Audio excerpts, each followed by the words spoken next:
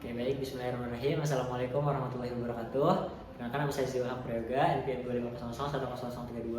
Di sini saya akan melakukan pembuatan video ADAMS dengan tema BLS atau Basic Life Support. Oke, di sini terdapat kasus yaitu pasien terjatuh di area parkir dengan sambil memegang tangan kirinya dan merasa tidak merespon, kemudian tidak sadarkan diri seperti itu. Oke, sebelum itu pertama-tama saya akan melakukan pengecekan dulu pada area sekitar agar mengamankan area pasien terlebih dahulu agar tidak ada hal yang mengganggu pasien. Kemudian setelah itu kita cek respon pasien, apakah pasien merespon, dan kita memanggil namanya dan menggerak-gerakkan tubuhnya. Pak, tunggu Pak. Pak. Nampaknya pasien tidak merespon apa yang kita berikan kode atau respon seperti itu. Nah, kemudian selanjutnya kita meminta bantuan dengan menelpon 119. Halo Pak, Assalamualaikum. Di sini saya menemukan pasien laki-laki usia 55 tahun terjatuh di area parkir sambil memegang dada kanannya. Jumlah pasiennya 1 dan tolong bawakan alat defibrilator dan alat AED untuk basic life support. Terima kasih Pak. Nah, kemudian selanjutnya di situ saya akan mengecek terlebih dahulu denyut arteri karotid pada pasien dan juga nafas pasien dengan menggunakan, pertama-tama saya akan mengecek nafas dulu dengan menggunakan jari telunjuk dan jari tengah.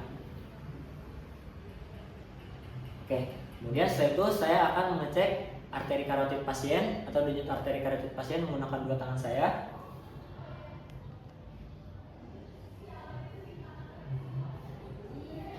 Oke, saya mengecek dengan waktu 5-10 detik. Arteri yang paling superficial dan paling teraba jika kita cek pada area itu.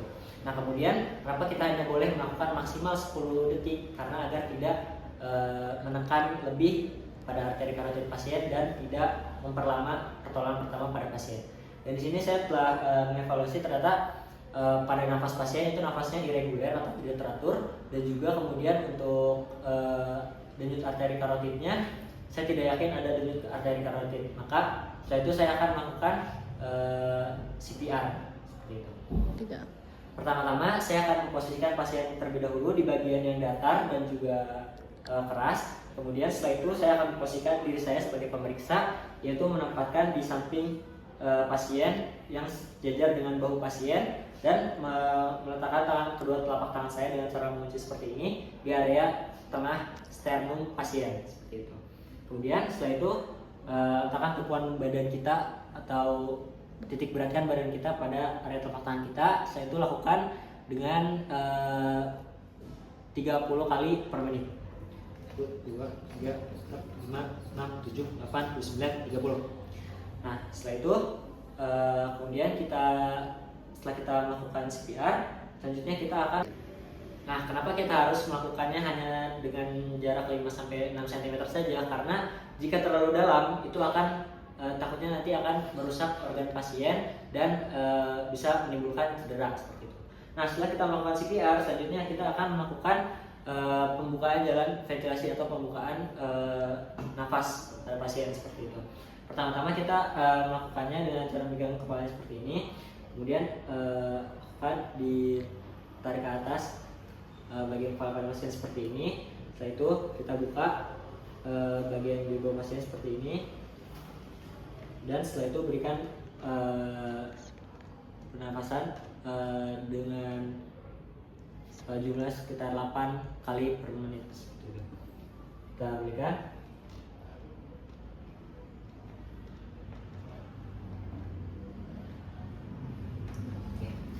Nah, setelah itu setelah kita memberikan pernapasan pada pasien, selanjutnya kita akan, setelah itu kita akan melakukan evaluasi ulang dengan cara kita akan melakukan evaluasi ulang setelah kita melakukan pertolongan tadi. Dan evaluasi ulangnya adalah untuk nafas pasien itu tidak terasa, kemudian untuk arteri karotidnya atau arteri karotidnya itu sudah mulai terasa ya. Kemudian karena ini nafas tidak terasa, jadi kita harus melakukannya 1 kali lagi seperti itu. Nah, setelah kita melakukan yang kedua kalinya dan nafasnya sudah terasa, Setelah itu kita akan melakukan. Ya. Nah, kemudian pertanyaannya adalah kenapa kita harus membuka jalur nafas pada pasien ini agar udara itu masuk dengan lancar kepada pasien tersebut dan lidah tidak menghalangi udara untuk masuk seperti itu. Nah, kemudian setelah itu kita akan melakukan recovery position pada pasien tersebut dengan cara membaringkan pasien ke arah miring. Setelah itu kita lakukan. Nah, kemudian kita akan melakukan recovery position pada pasien.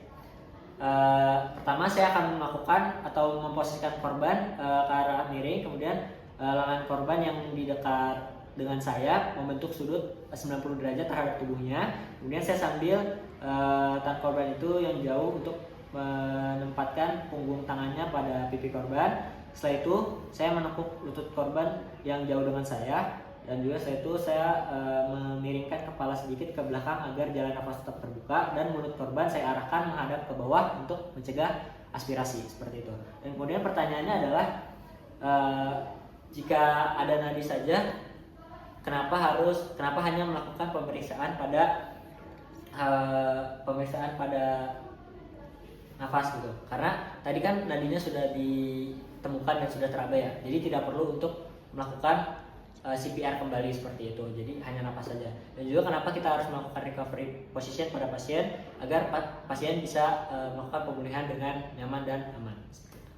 Mungkin sekian yang dapat saya sampaikan mengenai BLS ini atau Basic Life Support ini. Alhamdulillah. Wassalamualaikum warahmatullahi wabarakatuh.